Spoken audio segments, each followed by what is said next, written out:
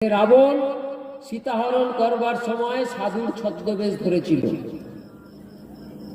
জানতে হবে শূর্পণখা রামের মন হরণ করবার অভিপ্রায় নিয়ে সতী সাবিত্রী নারীর ছদ্মবেশ ধরেছিল। তাহলে কি জানলাম? ছদ্মবেশ কখন ধরে? হরণ করবার জন্য।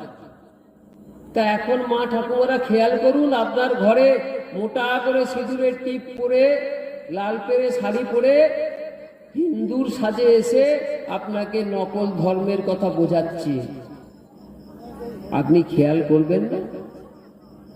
দায়িত্ব নিতে হবে আপনাকে। আপনার চিরাচরিত প্রজন্মের পর প্রজন্ম আপনার একটা সিদ্ধান্তের জন্য নষ্ট হয়ে যেতে পারে। ভাববেন না কত সৌভাগ্যবান বলেই আপনি এইখানে জন্মগ্রহণ করেছেন, এই ভারতবর্ষের হিন্দু সনাতন ধর্মে। কাজে লাগাবেন না।